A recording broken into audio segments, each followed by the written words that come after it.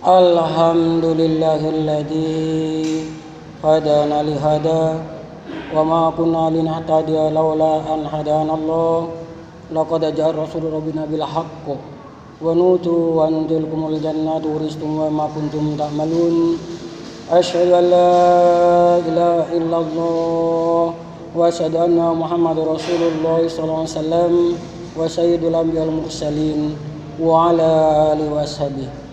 Amma ba'du faqad qala ta'ala fil Qur'anil Karim a'udzu billahi minasy syaithanir rajim alladzi khalaqal mauta wal hayata liyabluwakum ayyukum ahsanu amala. Wa qala Rasulullah sallallahu alaihi wasallam inna idamil jaza ma'a idamal bala wa inna Allah idza habba qauman ibtalahum faman radiya falahu ridha wa man syahida falahu syukur. Para saudara jamaah sekalian, bersyukur kepada Allah bukanlah suatu aktivitas yang sia-sia. Tapi bersyukur kepada Allah merupakan banyak hal yang membawa manfaat. Karena segalanya ditambah oleh Allah. Kesempatan, kemampuan, kekuatan, keimanan itu ditambah oleh Allah apabila mau bersyukur terhadap nikmat yang telah diberikan oleh Allah kepada kita semua. Sebagaimana firman-Nya, la in syakartum wa la azidannakum wa la in kafartum inna adzabi lasyadid. Apabila kamu sekalian bersyukur, niscaya aku akan menambah. Segalanya ditambah oleh Allah. Kesehatan, kesempatan, kekuatan dan keimanan akan ditambah oleh Allah. Namun sebaliknya, apabila ingkar, ingatlah bahwa adab Allah adalah sangat khalidina fiha, kekal abadi selama-lamanya. Salawat dan salam semoga tetap tercurahkan kepada junjungan kita Nabi besar Muhammad sallallahu alaihi wasallam sebagai pembimbing mintar setunggal umat dan yang telah menyampaikan agama Islam ini dengan sopan santun, tata krama, unggah-ungguh, lemah lembut, serta sebagai penyempurna akhlakul karimah. Karena pada hakikatnya Rasulullah SAW diutus di muka bumi ini untuk menyempurnakan akhlak. Innama bu'istu liutammima makarimal akhlak. Sesungguhnya aku Nabi Muhammad SAW diutus di muka bumi ini untuk menyempurnakan akhlak. Dan semoga kita menjadi umat Rasulullah sallallahu alaihi wasallam selalu meneladani akhlakul karimah sehingga dapat meningkatkan derajat surga yang tinggi kelak di akhirat. Alhamdulillah, jazakumullah khairan. Para saudara jamaah sekalian, dalam menjalani kehidupan di dunia ini sampai ajal datang menjemput kita, Allah pasti akan memberikan ujian dan cobaan. Allah memberikan ujian dan cobaan kepada kita semua ini mempunyai tujuan. Adapun tujuan dari cobaan Allah tersebut termaktub dalam Al-Quran surat At-Tabarak, alladzi khalaqal mauta wal hayata liyabluwakum ayyukum ahsanu amala. Allah adalah zat yang telah menciptakan kematian, menciptakan kehidupan untuk menguji terhadap kamu sekalian, yang tujuannya untuk mengetahui siapakah yang terbaik amalnya. Pada hakikatnya, ujian dan cobaan yang telah diberikan oleh Allah kepada kita semua ini hanya untuk mengetahui siapakah di antara kita yang benar-benar, siapakah di antara kita yang bersungguh-sungguh, dan siapakah di antara kita yang dusta. Ujian Allah ini terkait dengan qadar Allah yang pasti akan mengenai pada semua hambanya. Terkadang kita diuji dengan hal-hal yang menyenangkan. Terkadang pula kita diuji dengan hal-hal yang tidak menyenangkan. Seiring kejadian yang kita alami dalam kehidupan sehari-hari, semuanya tidak akan terlepas dari qadar Allah. Hal ini dijelaskan dalam surat Al-Hadid, ma asaba min musibatin fil ardi wala fi anfusikum illa fi kitabillahi min qabli an nabraha inna dzalika 'alallahi yasir likaila ta'sau 'ala ma fatakum wala yafrahu 'ala ma atakum. Semua musibah yang menimpa di dalam bumi dan menimpa pada diri kamu sekalian itu sudah tercatat di Lauhil Mahfuz sebelum kejadian. Sebelum qadar langit dan bumi diciptakan 500 tahun, qadar kita ini sudah jadi di Lauhil Mahfuz. Itu mudah bagi Allah. Yang tujuannya likala ta'sau 'ala ma fatakum, tujuannya supaya kalian tidak bersedih terhadap apa yang mengenai, yang terdampak pada kalian, dan tidak terlalu bersenang-senang terhadap orang yang mendapatkan nikmat dari Allah. Allah menguji, mencoba kepada kita ini sesuai dengan porsinya. Ujian Allah itu tidak sama. Masing-masing mendapat ujian dari Allah sesuai dengan porsinya. Jadi tidak sama. Terkadang dicoba dengan hartanya, terkadang dicoba dengan anaknya, terkadang dicoba oleh dirinya sampai menghadap Allah tanpa membawa dosa. Inilah bentuk rasa kasih sayang Allah dengan ujian, dengan cobaan itu sebagai pelebur dosa. Hal ini dijelaskan di dalam riwayat At-Tirmidzi dalam kitab Zuhud dari Abi Hurairah. An Abi Hurairah radhiyallahu anhu qala Rasulullah SAW, ma yasalul bala'u bil mu'minina wal mu'minatin fi nafsihi wa waladihi wa malihi hatta yalqallahu wa ma alaihi khati'ah. Dari Abi Hurairah berkata, Rasulullah SAW bersabda, tidak henti-hentinya orang iman laki-laki dan orang iman perempuan dicoba oleh Allah melalui dirinya. Dirinya sering sakit.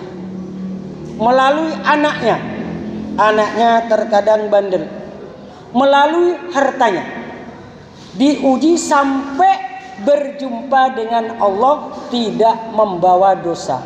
Maka wabasyiris syabirin, berilah kabar gembira bagi orang-orang yang sabar. Bahkan capek, susah itu sebagai pelebur dosa.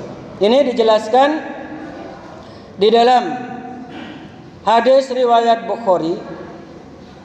Dua sahabat yang meriwayatkan, An Abi Sa'id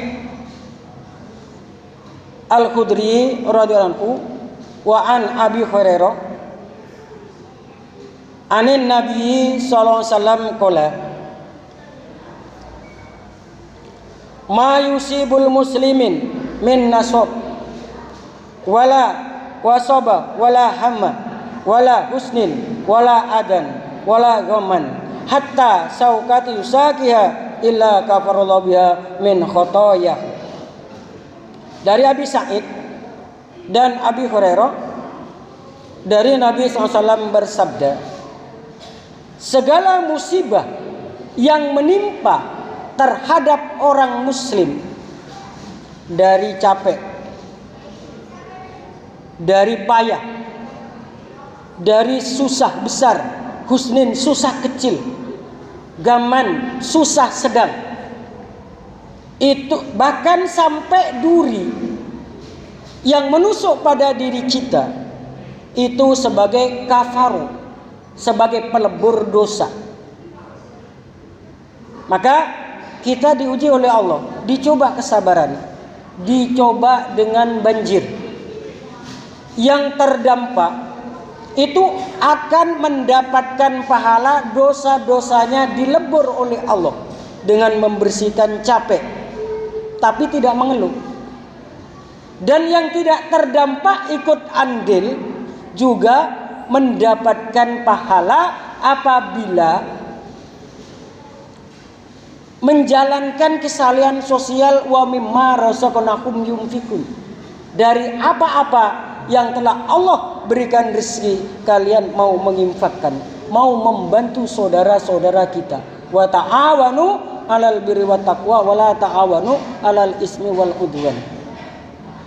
Tolong menolonglah kamu sekalian dalam kebaikan dan jangan tolong menolong kamu sekalian dalam kejelekan, dalam dosa. Olehnya itu, di dalam menjalani kehidupan di dunia ini kita harus bersabar. Sabar tanpa batas. Hal ini dijelaskan di dalam surat Ali Imran ayat 200. Ya ayyuhalladzina amanusbiru wasyabiru warabitu wattaqullaha la'allakum turhamun. Ya ayyuhalladzina amanu, wahai orang-orang yang beriman. Kita dipanggil oleh Allah sebagai orang iman karena Allah mempunyai beberapa panggilan. Kalau umum, ya ayuhan nas, wahai manusia. Semua manusia, baik itu beribadah kepada Allah maupun tidak beribadah kepada Allah, dipanggil oleh Allah, diberi peringatan. Ya ayyuhal kafirun, wahai orang kafir, khusus orang kafir. Ya ayyuhal munafikun, khusus orang munafik. Nah, kita sebagai orang iman dipanggil oleh Allah, ya ayyuhalladzina amanu, wahai orang-orang yang beriman, isbiru, bersabarlah kamu sekalian, wasobiru, dan menyabar-nyabarkan. Tidak sabar, tapi harus disabar-sabarkan. Berusaha, berdoa kepada Allah, minta kesabaran. Karena yang memberikan sabar itu adalah Allah. Allah Maha Sabar. Minta kesabaran, jangan sampai mengeluh. Kalau mengeluh berarti pahala kita berkurang. Karena kadar pahala, besarnya pahala diterima itu karena besarnya ujian. Ini dijelaskan dalam hadis riwayat At-Tirmidzi Kitabul Zuhud dari Anas bin Malik. An Anas bin Malik radhiyallahu anhu, anin Nabi SAW qala, inna idamal jaza ma'a idamal bala. Sesungguhnya besarnya pembalasan, besarnya pahala bersama besarnya cobaan. Wa inna Allah idza ahabba qauman ibtalakum. Jadi ketika Allah cinta kepada kaumnya, maka Allah mencoba pada mereka. Famar radhiya falahu ridho. Maka barang siapa yang ridho, Allah juga ridho. Bertawakal kepada Allah dengan berikhtiar, berdoa kepada Allah, dikerjakan apa yang telah diperintahkan oleh Allah. Bersabar, tidak pernah mengeluh terhadap ujian dan cobaan yang telah diberikan Allah. Faman saita falu syukto, maka barang siapa yang murka, Allah juga murka. Mengeluh, kenapa Allah memberikan ujian seperti ini pada saya? Kadang kita terbersit hati seperti itu. Kalau ada seperti itu kita hindarkan. Karena apa? Karena ketika manusia diciptakan oleh Allah, ada manusia diberi derajat surga yang tinggi. Sehingga ketika itu malaikat bertanya, ya Allah, Engkau menciptakan pada fulan atau fulana, laki-laki atau perempuan ini dengan derajat surga yang tinggi. Tapi derajat surga yang tinggi semasa hidupnya amalan itu tidak sampai untuk menyampaikan ke situ. Maka akhirnya cobalah, diberi cobaan. Jadi diberi cobaan, malaikat memberikan cobaan, bahkan iblis ikut nimbrung juga memberikan cobaan, karena iblis diberi izin untuk mencoba pada hal-hal yang tidak baik, sehingga orang mengeluh, sehingga orang tidak sabar, sehingga orang itu marah-marah mengikuti hawa nafsunya.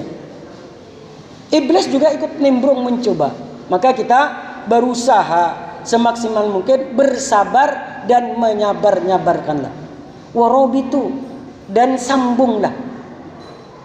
Banyak silaturrohim, banyak menyambung famili. Wattaqullah, dan takutlah kepada Allah, la'allakum turhamun, agar kamu sekalian itu disayangi, mendapat rahmat.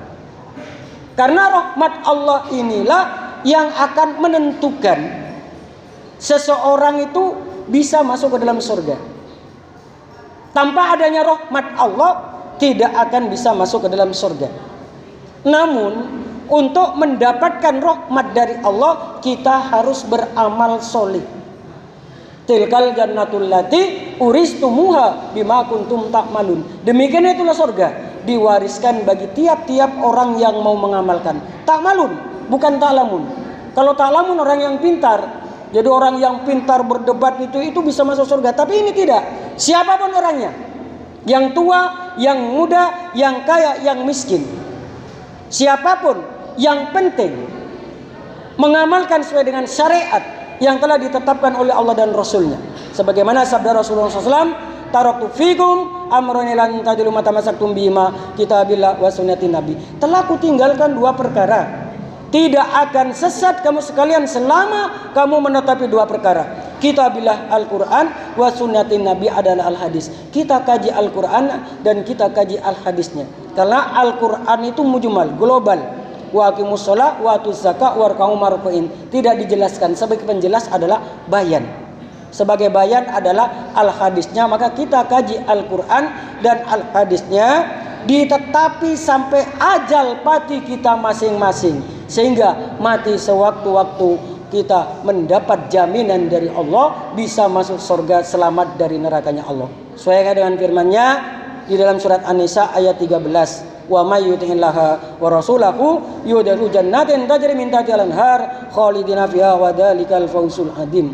Barang siapa yang taat Allah dan taat Rasulnya, maka Allah akan memasukkan ke dalam surga. Keadaan dalam surga mengalir beberapa sungai. Demikian itulah merupakan suatu keuntungan yang sangat besar.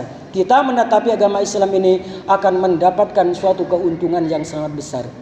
Olehnya itu mari kita tingkatkan kualitas keimanan dan ketakwaan kita kepada Allah, sehingga dari waktu ke waktu keimanan kita semakin meningkat, yang pada akhirnya Allah semakin cinta pada kita. Kalau Allah cinta pada kita, yuhibbu lakum wa yaghfir lakum dunubakum wallahu ghafurur rahim. Jadi apabila Allah telah cinta pada kamu sekalian, maka Allah akan mengampuni dosa-dosa kamu sekalian dan dimasukkan ke dalam surganya Allah. Alhamdulillah, jazakumul khairan. Semuanya dari Allah, kita kembalikan pada Allah. Barakallahu fi hadi wa nafani bima fi minal ayati wa dzil hakim. Innahu ta'ala jawadun karim, malikum bararrahim wa nastaghfirullah innahu wal ghafurur rahim.